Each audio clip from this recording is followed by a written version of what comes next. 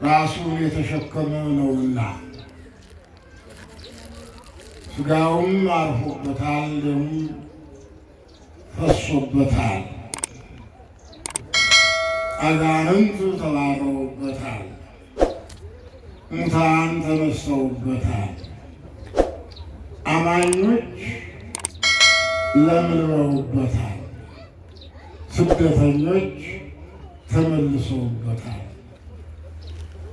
የወጡ ገብተውበታል፣ የገቡ ወጥተውበታል፣ የተራቡ የጠገቡበት፣ የተጠሙ የረኩበት፣ የታረዙ የለበሱበት፣ አዎ መናገር የተሳናቸው የተናገሩበት፣ ማየት የተሳናቸው ያዩበት፣ የዓይን መስኮት አዎ ተከፈተበት፣ ጆሮ አይሰማም ነበር እንዲሰማ የተደረገበት፣ እግዚአብሔር አምላክም ሰውም ሆኖ በዓለም ላይ ተመላልሶ የማዳን ስራውን የሰራበት። እንግዲህ አማኑኤል ስንል አምላክ ወሰን ማለት ነው። ባህሪያችንን ባህሪ፣ አካላችንን አካል በእኛ ቋንቋ የተናገረ እኛን እንደሚደክመን የደከመ እኛን እንደሚርበን የተራበ በጠቅላላ በዓለም ላይ ሲመላለስ ሰዎች የሰሩትን ስራ ሁሉ ከኃጢአት በቀር የሰራ ኃጢአትን ብቻ የተጸየፈ ነው። እንግዲህ አማኑኤል ማለት እግዚአብሔር ምስሌነ ማለት ነው። እግዚአብሔር ምስሌነ ማለት ከኛ ጋራ ያለ ከኛ ጋራ የሚኖር በነፍስም በስጋም ችግር እንዳይገጥመን እንቅፋቱን የሚያስወግድ ፈሁን የሚነቅል ሰላምን የሚያመጣ ጥላቻን የሚያስወግድ ብሔርተኝነትን የሚጸየፍ የሁሉ አምላክ ነው። አንዲት ጎጥ አምላክ አይደለም። አይሁድም ምንድነው የእስራኤል ንጉሥ አንተ ነው ወይ አንተ ነው ወይ ብለውታል። እኔ የዓለም ንጉሥ እንጂ የአይሁድ ንጉሥ አንተ ነው ወይ ሲሉት የዓለም ንጉሥ ነኝ እንጂ የአንድ መንደር መሪ አይደለሁም ነበር ያለው። ይህንን በቃሉ የመሰከረ ተመላልሶ ያረጋገጠ ከሰማይ የወረደ ከድንግል ማርያም የተወለደ ሥጋን የለበሰ በሥጋ የገባውን ኃጢአት ሥጋን ለብሶ ኃጢአትን ያስወገደ በሥጋ ብእሲ በሥጋ ከይሲ ተሰውሮ ሰይጣን አዳምና ሔዋንን ድል ቢነሳ የእመቤታችንን ሥጋ ለብሶ የእመቤታችንን ሥጋ መሳሪያ አድርጎ ዓለምን ያስተካከለ ብርሃን ለሌለው ብርሃንን የሰጠ ነው። ይህ ጎደለው የማይባል አምላክ ነው። እንግዲህ የመዳን ቀን ዛሬ የተሆነ ለመዳን መሯሯጥ ያስፈልጋል። ለስርቆት መሯሯጥ በከንቱ መልካም ነው። ውርደትንም መጎናጸፍ ነው። ኃጢአትንም ማርለብ ነው። ለመልካም ነገርም ግን መሯሯጥ መንግሥተ ሰማያትን ለማግኘት ነው። እግዚአብሔር ወደ ዓለም መጥቶ የተዘጋ በሩ የከፈተ ነው። የረከሰውን የቀደሰ ነው። ያረጀውንም ያደሰ ነው። አምላክም ነው፣ ሰውም ነው። መለኮትና ትስብእት በእመቤታችን ቃልና ሥጋ ተዋህደዋል። የተዋህዶ መሰረት የሆነች ድንግል ማርያም ናት። ነቢዩ ኢሳይያስም አዎ ድንግል ጸነሰ ወለደ ወልደ፣ እነሆ ድንግል በድንግልና ጸንሳ በድንግልና ልጁን ትወልዳለች፣ ስሙንም አማኑኤል ትለዋለች።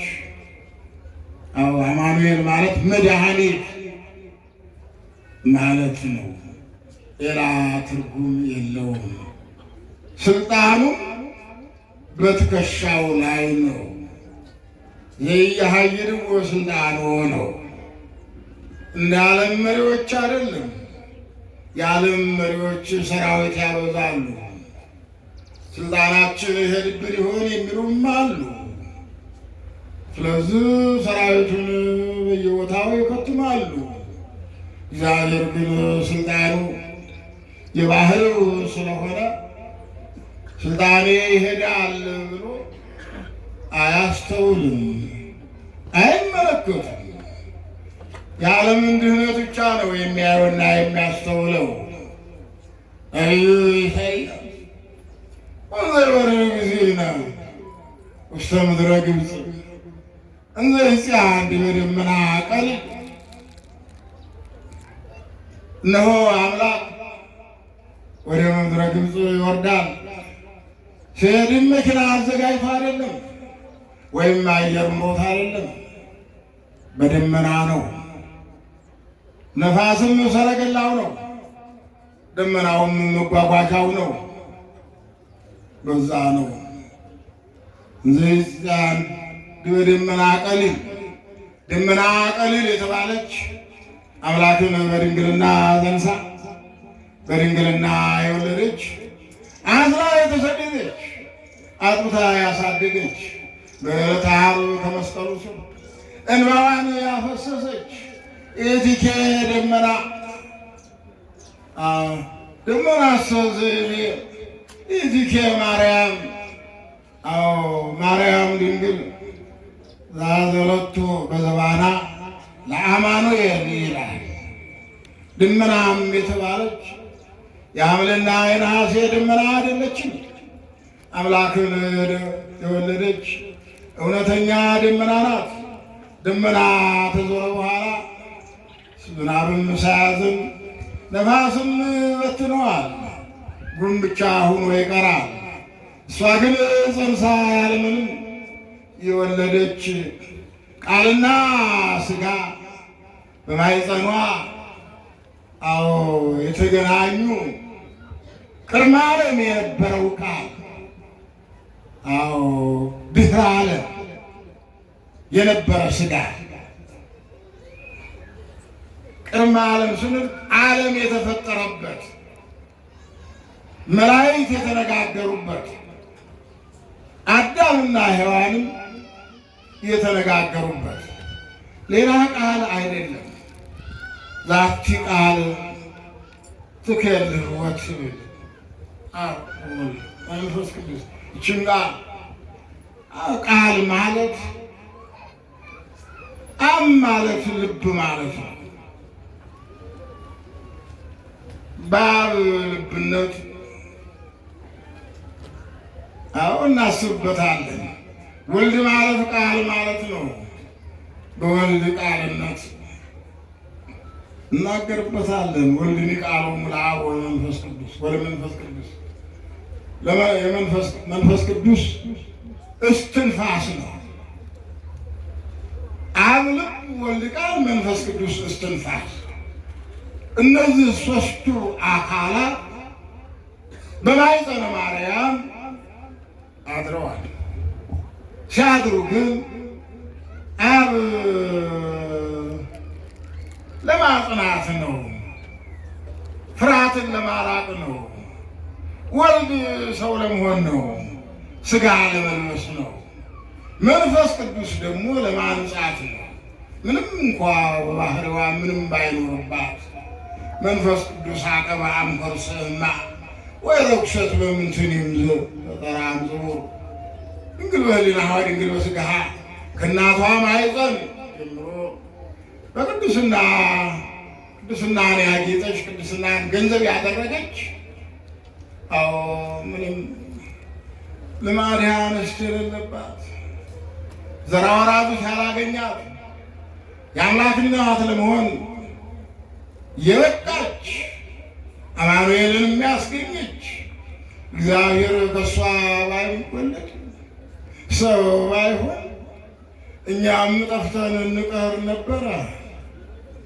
እግዚአብሔር ጸምር ንጽሕት ዘሐረያ አማኑኤል ጸባዖት አማኑኤል አምላክ የመረጣት ምንም የሌለባት ንጽሕት ጸምር በሥጋዋም በነፍሷም አደፍ ርኩስ የሌለባት የአምላክ እናት የሆነች እሱን ያስገኘችልን ከማንም አልተገኘም። ዛሬ ስደቱ እመለሱ ታምራቱ እንግዲህ የመዳን ቀን ነው ስንል የዛሬው በዓል በሽተኞች ተሰብስበው እግዚአብሔር አምላክ መናገር ለተሳናቸው መናገርን፣ መራመድ ለተሳናቸው መራመድን፣ ማወቅ ለተሳናቸው ማወቅን፣ ማየት ለተሳናቸው ማየትን፣ እንጀራ ቆርሶ ወደ አፋቸው ማስጠጋት የተሳናቸውን የሰው እጅ አጎርሳቸው የነበረውን በገዛ እጃቸው እንጀራውን ቆርሰው እንዲጎርሱ ውሃውን አንስተው እንዲጠጡ ወይም በስሙ ወደ ጸበሉ ሄደው እንዲጠመቁ መራመድ የተሳነው ግን እንዲራመድ ያደረገበት ታላቅ በዓል ነው። ይህን ያደረገ ማንም ሳይሆን ነቢያትም ይመጣል እያለው ተናግረዋል። ያ ነቢያት የተናገሩት ትንቢት እውነት ሆኖ እመቤታችንም የድኅነት መሳሪያ ሁና ምክንያት ሁና ብዙ ደናግል ነበሩና ወደ ብዙዎቹ ደናግል ሳይሄድ እሷ ብዙዎቹ ደናግል እንዳው የሥጋ ድንግልና ቢኖራቸው የነፍስ ድንግልና የላቸውም። የነፍስ ድንግልና ቢኖራቸው ደግሞ የሥጋ ድንግልና ያንሳቸዋል። ሁሉን አሟልተው የተገኙ አይደሉም። ሁሉንም አሟልታ የተገኘች እመቤታችን ስለሆነች በእመቤታችን ያው በማኅፀኗ 9 ወር ከ5 ቀን ምንም ነገር ሳያጓድል እንደው አምላክ በማኅፀኗ በእመቤታችን ማኅፀን በነበረ ጊዜ ሰዎች ሁሉ እንዳው ጸንሽ እንዴት ነው ጽንሽሽ እያሉ ሰውነቷን ሲነካኩ አምላክ በማኅፀኗ ነበረና መናገር የተሳናቸው ተናገሩ። ማየት የተሳናቸው ሰውነቷን በመዳሰሳቸው ብቻ ያዳናቸው ማን ነው? በእመቤታችን ማኅፀን ያለው ሰማይን እና ምድርን የፈጠረ ነቢያትን ለትንቢት፣ መላእክትን ለተልእኮ፣ ሐዋርያትን ለስብከት፣ ምዕመናንን ለንስሐ ያዘጋጀ እግዚአብሔር አምላካችን ነው፣ ሌላ አይደለም። ለሀገራችን ሌላ አምላክ የለም። አንድ እግዚአብሔር ነው ያለ፣ አንድ ሃይማኖት ነው ያለ። እውነት ነው ያለን። አንድ ሀገር ኢትዮጵያ ናት ያለች። ሁሉም ኢትዮጵያዊ ነው። ኢትዮጵያዊ ኢትዮጵያነቱን ሳይለውጥ መኖር ያስፈልጋል። አዎ ኢትዮጵያ አትለወጥም፣ አንዲት ናት። አምላክም አይለወጥም፣ አንድ ነው። እንግዲህ የሀዲግ ህንብርብሬሁ ወዘይት ጦትማሁ ይላል። ነብር ዝጉርጉር ነው፣ ዘይትም የትማ ቦታ ይመረት። ዘይት ዘይት ነው፣ ቅባትነቱን አይተው አገልግሎትንም አያቋርጥም። እንደዛ ነው። እኛ ኢትዮጵያውያን አዎ በጾምና በጸሎት በአምልኮትና በስግደት የተወሰን ኢትዮጵያ ኦርቶዶክስ ተዋሕዶ ቤተ ክርስቲያን ጾሟን ውላ እንደውም አክፍሎታ አድርጋ ቀድሳ የምታቆርብ የረከሰውን የምትቀድስ የራቀውን የምታቀርብ በደሙ የተመሰረተች በደሙ የጸናች ማንም ባይድ ያልገባባት አዎ ነቢያትም ያንን ተከትለው ትንቢቱ እውነት ሆኖላቸው ሐዋርያትም ያን ተቀብለው ወንጌሉን ሲያስተምሩ በወንጌል የማያምኑ ቢገርፏቸውም ቢደብድቧቸውም አይ እግዚአብሔር ሕክምናውን እያደረገላቸው በእኔ ስም ስላመናችሁ በእኔ ስም ስለተጠራችሁ እናንተን የሚገሉ ሁሉ መልካም መስዋዕት ያቀረብን ይመስላቸዋል። ነገር ግን አዎ ይህንን እኔ አልቀበለውም። የእናንተ ግን መከራችሁ ስለበዛ ክብራችሁም ብዙ ነውና ስማችሁም በመንግሥተ ሰማይ በወርቅ ቀለም ተጽፏልና ደስ ይበላችሁ እያለ አምላካችን አባቶቻችን ለሐዋርያት የማጽናናት ቃሉን ይነግራቸው ነበር፣ ወይም ገልጦ ያስተምራቸው ነበር። እንግዲህ የኢትዮጵያ ሕዝብ ንጹሕ ሕዝብ እግዚአብሔር አምላኩ ነውና አዎ እግዚአብሔር አምላኬ ነው ብሎ የሚያምን በእግዚአብሔር ስም አምኖ የሚጠመቅ በእግዚአብሔር ስም አምኖ ንስሐ የሚገባ በእግዚአብሔር ስም አምኖ ሥጋ ወደሙን የሚቀበል በእግዚአብሔር ስም አምኖ ምጽዋት የሚሰጥ በእግዚአብሔር ስም አምኖ የወደቀውን የሚያነሳ በእግዚአብሔር ስም አምኖ ስደተኞችን የሚቀበል አዎ አምላኩ ያመነ ብፁዕ ነው ይላል ነቢዩ ዳዊት።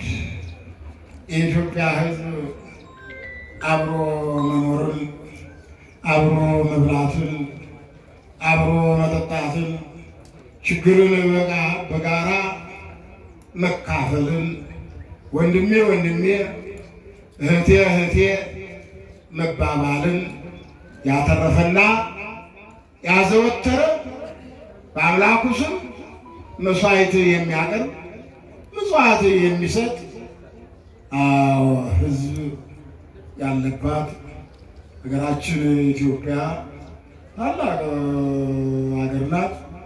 እንግዲህ በሀገራችን በኢትዮጵያ እንዳው እግዚአብሔር ተጸንሶ የተወለደ በኢየሩሳሌም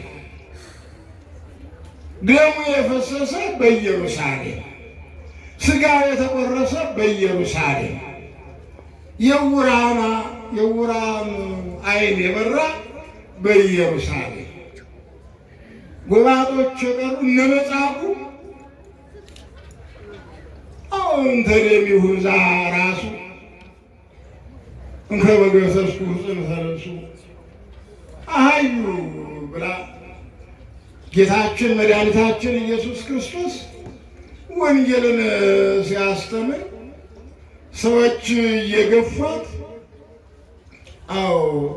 ሰውነቷም ልብሷም ባልሆነ ነገር ተወክሎ ነበርና ሰዎች እየገፏት 12 ዓመት ሙሉ ደም ይፈሳት ነበርና ሐዋርያትም እያባረሯት ጌታ ሲያስተምር ልብሱን እኮ ብዳስስ የአምላኬ ሁለመናው ሕይወት ነው ብላ ሂዳ የልብሱን ጫፍ ዳሰስ አደረገች። መኑ ገሰሰኒ ጽንፈ ልብስየ፣ የልብሴን ጫፍ ዛሬ የነካ ማን ነው አለ። እኔ ነኝ ብላ ሄዳ ከጫማው ሰገደች። አንቺም በጎ አምነሻል፣ ደምሽም ከመፍሰስ ቁሞልሻል፣ እግዚአብሔር ፈውሶሻል ነው ያላት።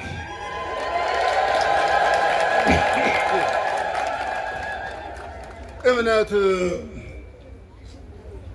አምነን ነው ወደ ቤተክርስቲያን መምጣት፣ አምነን ነው ምጽዋትን መስጠት፣ አምነን ነው ንስሐ መግባት። አምነን የምንሰራው ስራ ሁሉ የኔንም የእናንተንም ሰውነት ሕያው ያደርጋል። ሳናምን የምንሰራው ስራ ሁሉ መልሶ ከሳሽ ሆነናል። ዛሬው በዓል እግሬ ብዙ ድውያን የተፈወሱበት፣ ብዙ ታምራት የተደረገበት፣ እግዚአብሔር ከእናቱ ጋር ሆኖ ከምድረ ግብፅ ወደ ቅድስት ሀገር ወደ ኢየሩሳሌም ለመግባት እያበበኮ የተነሳሳበት ወጥመድ ያጠመሩ የእነ ሄሮድስ ወጥመድ እሱን ያልያዘው እሱን እናገኛለን ብለው ብዙ ሕፃናትን ፈይተው ነበረና አምላካችን አልተገኘም። እሱ ግን ከእናቱ ጋር ሆኖ በአህያውም ተጭኖ በእናቱም ጀርባ ሆኖ ከዮሴፍ ጋር ከሰሎሜ ጋር ከአረጋዊ ዮሴፍ ጋር በመሆን ወደ ቅድስት ሀገር ወደ ኢየሩሳሌም የተመለሰበት፣ ድውያን የተፈወሱበት፣ ዕውራን የበሩበት፣ አንካሶች የረዱበት፣ ያጡ ያገኙበት፣ ታረዙ የለበሱበት ታላቅ በዓል ነውና በዚህ በዓል መጥተን እንግዲህ እመቤታችን እንዲያው የአምላክ እናት ናት። እንዲያው ትጸንሽ በአራት ጊዜ ነው ዝም ብሎ ማየት የረከብ ከዚህ ከመዝም ስርዓት እያለች እናትና አባቴና አዳም አባቴን እናቴ ሔዋን ያሳት ሰይጣን ለእኔም ልታስት ነው እያለች ሳታምን ስራዋን ሳፈታ ደጋግሞ እስከ 3 ጊዜ ስለተነጋገራት ወደ ቤተ መቅደሱ ገብታ ሐሩንም ወርቁንም የፈተለች ባለችበት ጊዜ ነው ወአምላካዊሃ ወደ እሷ ባህሪ ዞር ብሎ ቅዱስ ገብርኤል ተላላኪ ነውና እንደው አንዳንድ መልእክተኛ ሌባም መልእክተኛ ይኖራል፣ ቀጣፊ መልእክተኛ ይኖራል፣ አጣልቶም የሚመለስ ይኖራል። ይህን ግዛ ብለው ቢሰጡት ሳንቲሙን ዝም ብሎ አባክኖ ይገዛ የተባለውን ሳይገዛ ይደረግ የተባለውን ሳያደርግ የሚመለስ መልእክተኛ ይኖራል በዓለም ውስጥ። ይህ ግን እውነተኛ የእግዚአብሔር መልአክ ነውና ላኪውም እግዚአብሔር ነውና ተላኪውም አማኝ ነውና ለማንም ሳያደርግ ወደ እመቤታችን ቃሏን ምክንያት አድርጎ ነው እግዚአብሔር አምላካችን በማህፀኗ ያደረው። በማህፀኗ ባያድር እኔና እናንተ ወርቀን በሩ ተዘግቶብን ገነትም ሳይከፈትልን መንግሥተ ሰማያትንም ተስፋ ሳናደርግ በቀረን ነበር። ይሄን ቃሉን ምክንያት አድርገን እንደው እንደ ሸማኔ ድር በዛ እኮ ነው ሸማኔ ጉድጓድ ይላታል። የሸማኔው ጉድጓድ ሰሪውንም ተሰሪውንም ሸማኔውንም ማጉንም መህኑንም አንድ አድርጎ ይይዛል። እመቤታችንም አዎ ፍጥረትንም ፈጣሪንም ዓለምን በመሃል እጁ የያዘ አምላክ በማኅፀኗ በሚያድርበት ጊዜ አልተለወጠችም። ቁመትም አልተጨመረላትም፣ ወርድም አልተጨመረላትም። ወከመ ታነዝር እግቶን ለአንህብት ምን የሚጸነሰው አዎ በአውራው ድምፅ ነው። እመቤታችንም ጌታን የጸነሳች በድምፀ ገብርኤል ትጸንስ ወትወልድ ወልደ ወትሰምዮ ስሞ አማኑኤል ወንድ ልጅ ትጸንሻለሽ ስሙን አማኑኤል ትለዋለሽ ያለው ቃል አዎ አብነት ሆኖ ሴቶች ከወንድ ጋር ካልተገናኙ ልጅ አያስገኙ። አዎ መሬት ካልዘሩባት አታበቅሉ። ዘከመዝ ማየት የረከብከ ዘከመዝ ምስራተ ዘእንበለ ምድር ድንግል ጽንሰተ ወዘእንበለ እምድር ዘር እምድር ትወተ ሴት ያለ ወንድ እንድትጸንስ መሬት ያለ ዘር እንድታበቅል እንዲህ ያለውን የምስራች ከየት አመጣኸው ብላ ባለችው ጊዜ አዎ እንደ ሌሎች ሴቶች አይደለም። አዎ ይመጽእ ላዕሌኪ መንፈስ ቅዱስ መንፈስ ቅዱስ በጣም ያድርብሻል፣ ያባህሉ ይዘልሻል፣ ወልድ በተለየ አካሉ ሥጋሽን ይለብሳል አላት። ይኩነኒ እንዳልከው ይደረግልኝ አለችው። በዚህ ምክንያት አምላክ በማኅፀኗ አደረ፣ ተጸነሰ። አሁን ስደቱም ጋር አብሮ የተሰደደ ነው። አሁንም አብሮ የተመለሰ ነው። ጥላትን የሚያጠፋ ነው። አገሩንም ጠብቆ ጥላቱንም አጥፍቶ አንድነቱ አምላክነቱን አስታውቆ የኔና የእናንተ አምላክ እነ ሄሮድስ የሳሉት ስለት ሳይነካው ያጠመዱት ወጥመድ ሳይይዘው አዎ አጥማጆቹን በገዛ ወጥመዳቸው እንዲገቡ አድርጎ አዎ ራሱን እናቱንም ተከታዮቹንም ይዞ ወደ ምድረ እስራኤል የተመለሰበት ቀን ነው። እኔና የእናንተ አምላክ እንዲህ የሚያደርግ ነው።